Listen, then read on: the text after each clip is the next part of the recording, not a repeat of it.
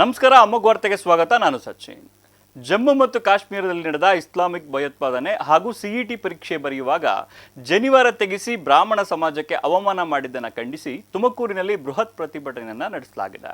ಜಮ್ಮು ಮತ್ತು ಕಾಶ್ಮೀರದಲ್ಲಿ ನಡೆದ ಇಸ್ಲಾಮಿಕ್ ಭಯೋತ್ಪಾದನೆ ಸಿಇಟಿ ಪರೀಕ್ಷೆ ಬರೆಯುವಾಗ ಜನಿವಾರ ತೆಗೆಸಿ ಬ್ರಾಹ್ಮಣ ಸಮಾಜಕ್ಕೆ ಅವಮಾನ ಮಾಡಿದ್ದನ್ನು ಖಂಡಿಸಿ ತುಮಕೂರಿನಲ್ಲಿ ಬೃಹತ್ ಪ್ರತಿಭಟನೆ ನಡೆಸಲಾಯಿತು.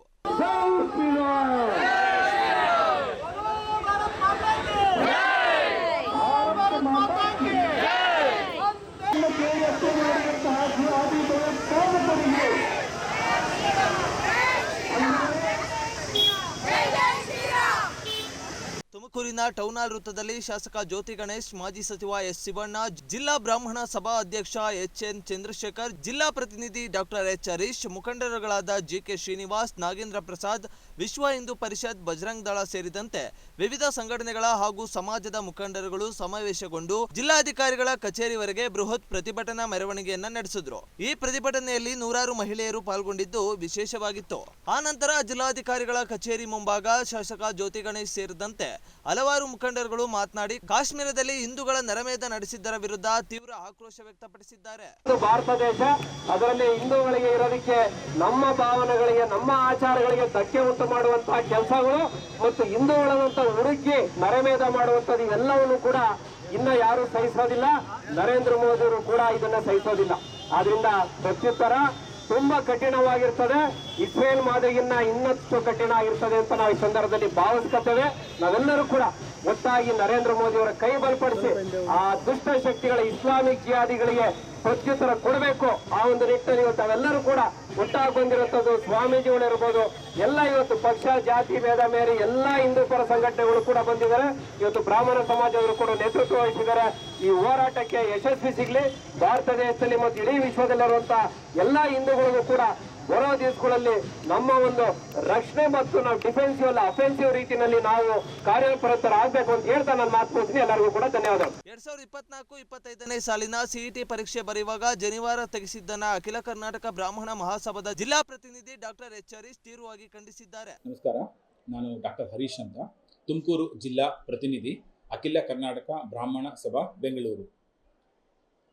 ಇವತ್ತಿನ ದಿನ ತುಮಕೂರು ಜಿಲ್ಲಾ ಬ್ರಾಹ್ಮಣ ಸಭಾ ಹಾಗೂ ತುಮಕೂರು ನಗರದ ವಿವಿಧ ಹಿಂದೂ ಸಂಘಟನೆಯ ಮುಖಂಡರುಗಳು ಎಲ್ಲರೂ ಸಹ ಸೇರಿ ಕಾಶ್ಮೀರದಲ್ಲಿ ನಡೆದಂತಹ ಹತ್ಯಾಕಾಂಡವನ್ನು ವಿರೋಧಿಸಿ ಇತ್ತೀಚೆಗೆ ಸಿಇಟಿ ಪರೀಕ್ಷೆ ಬರೆಯುವ ವೇಳೆ ವಿದ್ಯಾರ್ಥಿಗಳ ಯಜ್ಞೋಪವೀತ ಅಂದರೆ ಅವರ ಜನಿವಾರವನ್ನು ತೆಗೆಸಿ ಬ್ರಾಹ್ಮಣರ ನಂಬಿಕೆಗೆ, ಬ್ರಾಹ್ಮಣರ ಆಚಾರ ವಿಚಾರಗಳಿಗೆ ಧಕ್ಕೆಯನ್ನು ತಂದಿದ್ದನ್ನು ಖಂಡಿಸಿ ಇವತ್ತಿನ ನಾವು ಪ್ರತಿಭಟನೆ ನಡೆಸಿದ್ದೀವಿ. ಕಾಶ್ಮೀರದಲ್ಲಿ ಇತ್ತೀಚೆಗೆ ಪ್ರವಾಸಕ್ಕೆ ಅಂತ ಹೋದಂತಹ ಹಿಂದೂಗಳು ಎಂದು ಅವರನ್ನು ಉಗ್ರಗಾಮಿಗಳು ಕೊಂದಿದ್ದಾರೆ. ಅವರ ಹೆಂಡತಿ, ಅವರ ಮಕ್ಕಳ ಮುಂದೆನೇ ಅವರ ಮಾರಣಹೋಮ ನಡೆಸಿದ್ದಾರೆ. ಇದು ಒಂದು ಪೈಚಾಚಿಕ ದೃಶ್ಯ ಅಂತ ನಾವು ಇದನ್ನು ಖಂಡಿಸ್ತಾ ಇದ್ದೀವಿ. ಈ ಒಂದು ಪ್ರತಿಭಟನೆಗೆ ಸಹಕರಿಸಿದ ಎಲ್ಲ ಹಿಂದೂ ಸಂಘಟನೆಗಳಿಗೆ ಹಾಗೂ ಇದರ ಒಂದು ನೇತೃತ್ವ ವಹಿಸಿದಂತಹ ಜಿಲ್ಲಾ ಬ್ರಾಹ್ಮಣ ಸಭಾಗೆ ನಾನು ಧನ್ಯವಾದ ಅರ್ಪಿಸ್ತಾ ಇದ್ದೇನೆ. ಜನಿವಾರ ತೆಗೆಸುವಂತೆ ಆದೇಶಿಸಿದ ಅಧಿಕಾರಿಗಳಿಗೆ ತಕ್ಕ ಶಿಕ್ಷೆ ಆಗುವವರೆಗೂ ನಿರಂತರ ಹೋರಾಟ ನಡೆಸುವುದಾಗಿ ಹರೀಶ್ ಹೇಳಿದ್ದಾರೆ. ಸಿಇಟಿ ಪರೀಕ್ಷೆ ಬರೆಯಲು ಬಂದ ವೇಳೆ ಜನಿವಾರವನ್ನು ತೆಗೆಸಿದಂತಹ ಅಧಿಕಾರಿಗಳು ಯಾರಿದ್ದಾರೆ, ಆ ಸಿಇಟಿ ಪರೀಕ್ಷೆಯ ಜವಾಬ್ದಾರಿಯನ್ನು ಜವಾಬ್ದಾರಿಯನ್ನು ಯಾರಿಗೆ ಸರ್ಕಾರ ಕೊಟ್ಟಿತ್ತು, ಆ ಅಧಿಕಾರಿಗಳಿಗೆ ಶಿಕ್ಷೆ ಆಗಬೇಕು. ಶಿಕ್ಷೆ ಆಗೋ ತನಕ ಸಹ ನಾವು ಹೋರಾಟವನ್ನು ಮಾಡ್ತೇವೆ. ಯಾರನ್ನೋ ಒಬ್ಬರನ್ನ ಸಸ್ಪೆಂಡ್ ಮಾಡಿ, ಯಾವುದೋ ಪ್ರೈವೇಟ್ ಕಾಲೇಜ್ನ ಲೆಕ್ಚರರ್ನ, ಪ್ರಿನ್ಸಿಪಾಲ್ನ, ಸೆಕ್ಯೂರಿಟಿ ಗಾರ್ಡ್ನ ಸಸ್ಪೆಂಡ್ ಮಾಡಿದ್ರೆ ಈ ಪ್ರತಿಭಟನೆ ನಿಲ್ಲಲ್ಲ. ಯಾರು ತಪ್ಪಿತಸ್ಥಿದ್ದಾರೋ, ಯಾರಿಗೆ ಅವ್ರು ತೆಗೆಸ್ಬೇಕು ಅನ್ನೋ ಆದೇಶ ಕೊಟ್ಟಿದ್ದಾರೋ ಅವರಿಗೆ ಶಿಕ್ಷೆ ಆಗೋ ತನಕನೂ ನಾವು ಸರ್ಕಾರದ ಮೇಲೆ ಒತ್ತಡವನ್ನು ಹೇರ್ತಲೇ ಇರ್ತೀವಿ. ಕಾನೂನಾತ್ಮಕವಾಗಿ ಅವರಿಗೆ ಶಿಕ್ಷೆ ಆಗಲೇಬೇಕು. ಅವರಿಗೆ ಖಂಡನೆ. ಈ ಪ್ರತಿಭಟನೆಯಲ್ಲಿ ಆರ್ಯ ವೈಶ್ಯ ಸಮಾಜದ ಅಧ್ಯಕ್ಷ ರಮೇಶ್ ಬಾಬು, ಜಿಲ್ಲಾ ಕಸಬಾ ಅಧ್ಯಕ್ಷ ಸಿದ್ದಲಿಂಗಪ್ಪ, ಮಡಿವಾಳ ಸಮಾಜದ ಅಧ್ಯಕ್ಷ ಲಕ್ಷ್ಮಣ್ ಸೇರಿದಂತೆ ಹಲವಾರು ಮುಖಂಡರುಗಳು ಉಪಸ್ಥಿತರಿದ್ದರು. ಕ್ಯಾಮರಾಮನ್ ಅಂಜನ್ ಜೊತೆ ಮಾರುತಿ ಪ್ರಸಾದ್, ಅಮೋಕ್ ಟಿವಿ, ತುಮಕೂರು. ಕೋಲಾರ ಜಿಲ್ಲೆಯ ಮಾಲೂರಿನಲ್ಲಿ ಭಾರೀ ಅಗ್ನಿ ಅವಘಡ ಸಂಭವಿಸಿದ್ದು, ಮಾಲೂರಿನ ಕೊರಂಡಹಳ್ಳಿ ಕೈಗಾರಿಕಾ ಪ್ರದೇಶದ 3ನೇ ಹಂತದಲ್ಲಿ ಇರುವ ಪೈಂಟ್ಸ್ ತಯಾರಿಕಾ ಕಾರ್ಖಾನೆಯಲ್ಲಿ ಘಟನೆ ನಡೆದಿದೆ. ಪರಿಣಾಮವಾಗಿ ಉತ್ಪಾದಕ ಘಟಕದಲ್ಲಿನ ರಾಸಾಯನಿಕ ಟ್ಯಾಂಕ್ ಸ್ಫೋಟವಾಗಿದ್ದು, ಕಾರ್ಖಾನೆಯಲ್ಲಿದ್ದ ಕಾರ್ಮಿಕರು ಹೊರಗೆ ಓಡಿ ಬಂದು ಪ್ರಾಣ ಉಳಿಸಿಕೊಂಡಿದ್ದಾರೆ. ಇನ್ನು ಸ್ಥಳಕ್ಕೆ ಅಗ್ನಿಶಾಮಕ ದಳ ಸಿಬ್ಬಂದಿ ದೌಡಾಯಿಸಿದ್ದು ಭಾರೀ ಪ್ರಮಾಣದ ಬೆಂಕಿ ನಂದಿಸುವ ಪ್ರಯತ್ನ ನಡೆಸಿದ್ದಾರೆ. आसमान में जा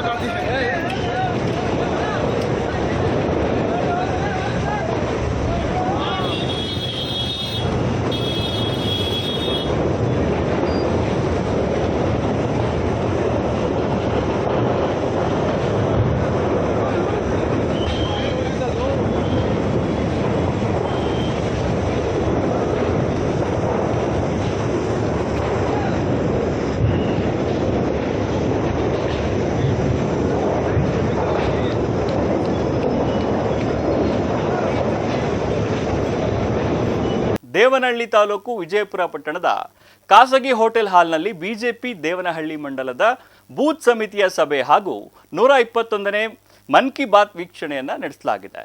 ಬಳಿಕ ಮಾತನಾಡಿದ ಮಾಜಿ ಮುಖ್ಯಮಂತ್ರಿ ಸದಾನಂದ ಗೌಡ, ನಿಮ್ಮ ಬೂತ್ ಮಟ್ಟದಲ್ಲಿ ಗೆಲುವು ಸಾಧಿಸಿದರೆ ಕ್ಷೇತ್ರ ಗೆದ್ದಂತೆ. ರಾಜ್ಯ ಮತ್ತು ದೇಶದಲ್ಲಿ ನಮ್ಮ ಅಧಿಕಾರ ನಡೆಸಬಹುದು. ಬೂತ್ ಸಮಿತಿಯನ್ನು ಬಲಿಷ್ಠವಾಗಿ ಎಲ್ಲ ಜಾತಿ ಸಮುದಾಯದವರನ್ನು ಸೇರಿಸಿಕೊಂಡು ಕೆಲಸ ಮಾಡಬೇಕು. ಆಗ ನಮ್ಮ ಶಕ್ತಿ ಹೆಚ್ಚುತ್ತದೆ. ದೇಶದ ಪ್ರತಿಯೊಬ್ಬ ನಾಗರಿಕ ಯೋಧನಾಗಿ ಕಾರ್ಯಪ್ರವೃತ್ತರಾಗಬೇಕು. ದೇಶದ ವಿಚಾರವಾಗಿ ಯಾವ ರಾಜಕೀಯ ಮಾಡದೆ ಒಗ್ಗಟ್ಟಾಗಿ ಸೇವೆಗೆ ಮುಂದಾಗಬೇಕು ಎಂದು ತಿಳಿಸಿದರು. ರಾಜ್ಯ ರೈತ ಮೋರ್ಚಾ ಮಾಜಿ ಉಪಾಧ್ಯಕ್ಷ ನಾರಾಯಣಗೌಡ ಮಾತನಾಡಿ, ಸಿದ್ದರಾಮಯ್ಯನವರು ರಾಜ್ಯವನ್ನು ಒಡೆದು ಆಳುವ ನೀತಿ ಅನುಸರಿಸಿ ಒಂದು ಸಮುದಾಯವನ್ನು ತುಷ್ಟೀಕರಿಸುತ್ತಿದ್ದಾರೆ. ಜಾತಿ ಜನಗಣತಿ ವಿಚಾರವಾಗಿ ಮತ ಬ್ಯಾಂಕ್ ಮಾಡಿಕೊಳ್ಳುವ ಸಲುವಾಗಿ ಓಲೈಸುತ್ತಿದ್ದಾರೆ. ಉಗ್ರರ ವಿರುದ್ಧ ಯುದ್ಧಕ್ಕೆ ಮುಂದಾಗಿ ಎಂಬ ಕೂಗಿಗೆ ಸಿದ್ದರಾಮಯ್ಯ ಬೇಡ ಎನ್ನುವ ನಕಾರಾತ್ಮಕ ಪ್ರತಿಕ್ರಿಯೆ ನೀಡುತ್ತಿರುವುದು ಅವರಿಗೆ ಶೋಭೆಯಲ್ಲ ಎಂದು ಬೇಸರ ವ್ಯಕ್ತಪಡಿಸಿದರು. ಕಾರ್ಯಕ್ರಮದಲ್ಲಿ ಮಾಜಿ ಶಾಸಕ ಚಂದ್ರಣ್ಣ, ತಾಲೂಕು ಅಧ್ಯಕ್ಷ ಅಂಬರೀಶ್ ಗೌಡ, ಜಿಲ್ಲಾ ಪ್ರಧಾನ ಕಾರ್ಯದರ್ಶಿ ರವಿಕುಮಾರ್, ಮುಖಂಡರಾದ ನಾಗರಾಜ್, ನಂಜೇಗೌಡ, ಹಲವು ಮೋರ್ಚಾಗಳ ಪದಾಧಿಕಾರಿಗಳು ಭಾಗವಹಿಸಿದರು. ಅಕ್ಷಯ್ ವಿ, ಅಮೋಕ್ ಟಿವಿ, ದೇವನಹಳ್ಳಿ. ಚಿಕ್ಕನಾಯಕನಹಳ್ಳಿ ತಾಲೂಕಿನ ಅಂದನಗೆರೆ ಹೋಬಳಿಯ ಹೊಸಕೆರೆ ಗ್ರಾಮದಲ್ಲಿ ಸಮಸ್ತ ಮೈಕ್ರೋ ಫೈನಾನ್ಸ್ ಸಂಸ್ಥೆಯಲ್ಲಿ ಕೆಲಸ ಮಾಡುತ್ತಿದ್ದ ಸಿಬ್ಬಂದಿಯೊಬ್ಬನು ಹಣ ಕೇಳುವ ನೆಪದಲ್ಲಿ 17 ವರ್ಷದ ಬಾಲಿಕೆಯ ಮೇಲೆ ಅತ್ಯಾಚಾರಕ್ಕೆ ಪ್ರಯತ್ನಿಸಿದ ದುರಂತ ನಡೆದಿದೆ. ಚಿಕ್ಕನಾಯಕನಹಳ್ಳಿ ತಾಲೂಕಿನ ಹಂದನಗೆರೆ ಹೋಬಳಿಯ ಹೊಸಕೆರೆ ಗ್ರಾಮದಲ್ಲಿ ಸಮಸ್ತ ಮೈಕ್ರೋ ಫೈನಾನ್ಸ್ ಸಂಸ್ಥೆಯಲ್ಲಿ ಕೆಲಸ ಮಾಡುತ್ತಿದ್ದ ಸಿಬ್ಬಂದಿಯೊಬ್ಬನು ಹಣ ಕೇಳುವ ನೆಪದಲ್ಲಿ 17 ವರ್ಷದ ಬಾಲಕಿಯ ಮೇಲೆ ಅತ್ಯಾಚಾರಕ್ಕೆ ಪ್ರಯತ್ನಿಸಿದ ದುರಂತ ಪ್ರಕರಣ ಬೆಳಕಿಗೆ ಬಂದಿದೆ. ಬಾಲಕಿಗೆ ಗಂಭೀರ ಹಾನಿ ಉಂಟಾಗಿದ್ದು, ಈ ಹೀನ ಕೃತ್ಯವು ಸಮಾಜ ತಲೆ ತಗ್ಗಿಸುವಂತಿದೆ. ಇನ್ನು ಸ್ಥಳೀಯ ದಲಿತ ಸಂಘಟನೆಗಳು ಮತ್ತು ಮುಖಂಡರು ಪತ್ರಿಕಾಗೋಷ್ಠಿ ನಡೆಸಿ ತಾಲೂಕಿನಲ್ಲಿ ದಲಿತ ಹೆಣ್ಣು ಮಕ್ಕಳ ರಕ್ಷಣೆ ಇಲ್ಲದಂತಾಗಿದೆ ಎಂಬ ಆತಂಕ ವ್ಯಕ್ತವಾಗಿದ್ದು, ಮೈಕ್ರೋ ಫೈನಾನ್ಸ್ ಸಂಸ್ಥೆಗಳ ವಿರುದ್ಧ ಕ್ರಮ ಕೈಗೊಳ್ಳುವಂತೆ ಒತ್ತಾಯಿಸಲಾಗಿದೆ. ದಿನದಿಂದ ದಿನಕ್ಕೆ ಮೈಕ್ರೋ ಫೈನಾನ್ಸ್ ಕಂಪನಿಗಳು ದಲಿತ ಹೆಣ್ಣು ಮಕ್ಕಳನ್ನೇ ಟಾರ್ಗೆಟ್ ಮಾಡುತ್ತಿರುವುದು ಗಂಭೀರವಾಗಿ ಗಮನ ಸೆಳೆಯುತ್ತಿದೆ.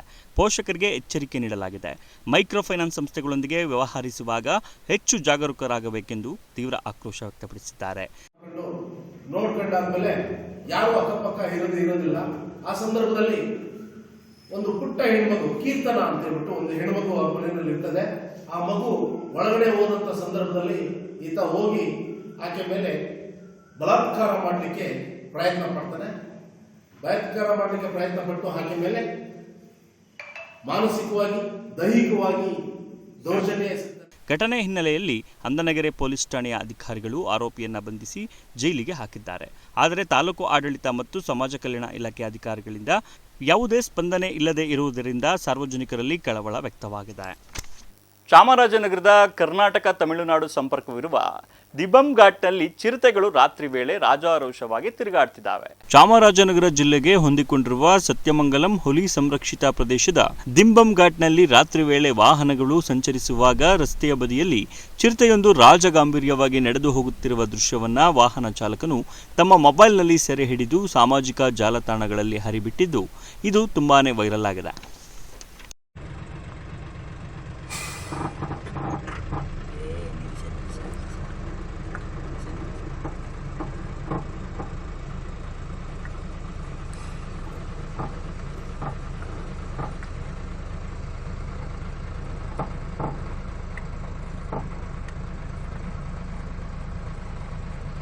ಇದಿಷ್ಟು ಈವರೆಗಿನ ಪ್ರಮುಖ ಸುದ್ದಿ. ನೋಡ್ತಾ ಇರಿ ಅಮೋಕ್ ಟಿವಿ, ಎಂದೆಂದಿಗೂ ನಿಮ್ಮೊಂದಿಗೆ.